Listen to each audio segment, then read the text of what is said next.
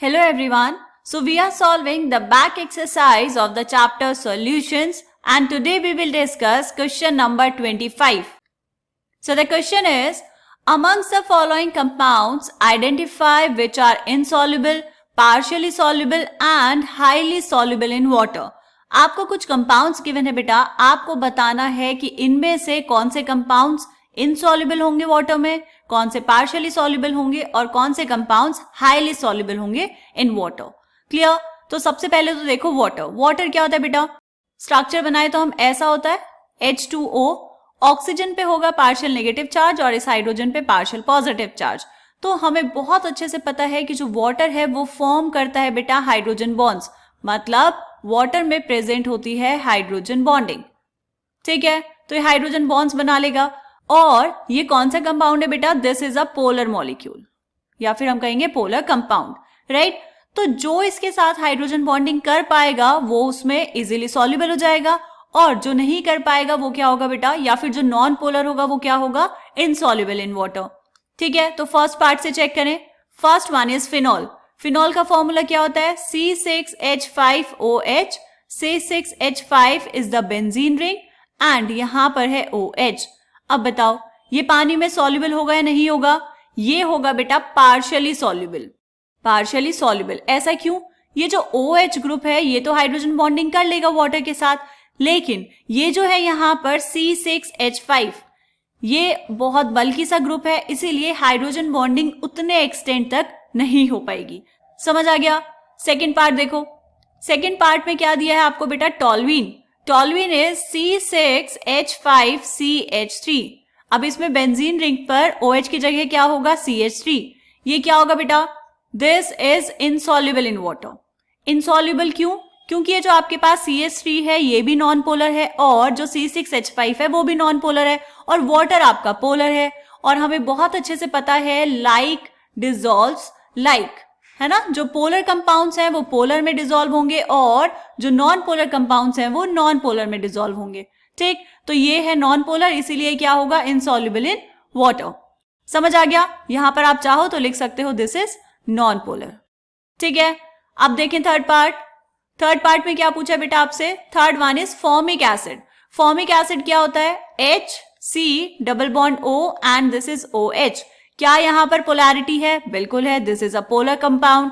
और क्या होगा बेटा? ये हाइड्रोजन बॉन्ड बना लेगा वाटर के साथ. तो अगर ये हाइड्रोजन बॉन्ड बना लेगा वाटर के साथ तो ये क्या हो जाएगा वाटर में? Highly soluble. Clear? Fourth part check करेंगे. फोर्थ पार्ट में क्या गिवन है बेटा?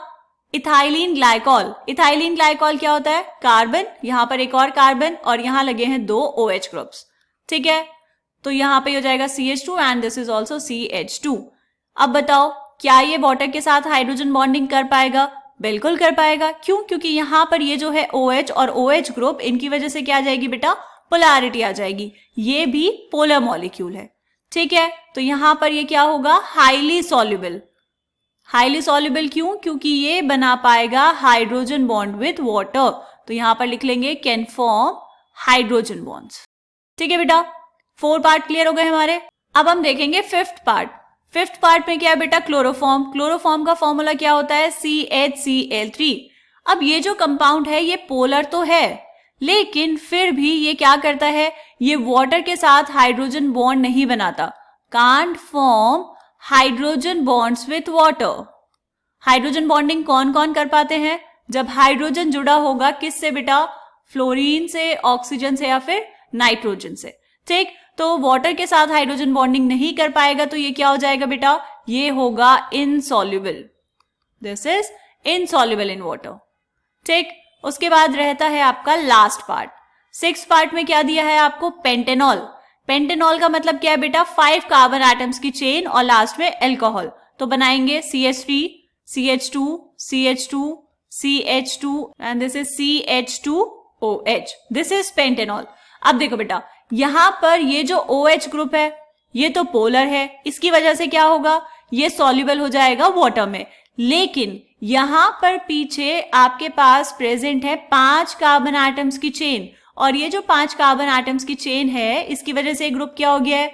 ये हो गया है बल्कि. और अगर ये बल्कि हो जाएगा और ये नॉन पोलर भी है ये वाला पार्ट तो इस वजह से क्या होगा, सॉल्युबल उतने अच्छे से नहीं हो पाएगा। That's why this compound is partially insoluble in water. ये होगा पार्शियली इनसॉल्युबल, जो OH पार्ट है उसकी वजह से सॉल्युबल होगा और जो नॉन पोलर पार्ट है उसकी वजह से सॉल्युबल नहीं हो पाएगा। क्लियर? 6 के 6 पार्ट्स आपको समझ आए? तो आपको यहाँ पर क्या करना है बेटा, आपको इंटरैक्शंस चेक करने हैं बिटवीन सॉल्यूट एंड सॉल्वेंट। अगर दोनों में इंटरैक्शन सेम है तो वो सॉल्युबल हो जाएंगे। ठीक है, तो आप अच्छे से प्रैक्टिस करते रहिए इन सारे क्वेश्चंस की। इस चैप्टर में काफी सारे क्वेश्चंस हैं, हम 1 बाय 1 करके सारे सॉल्व करेंगे। मिलते हैं नेक्स्ट क्वेश्चन में, तब तक के लिए बाय बाय।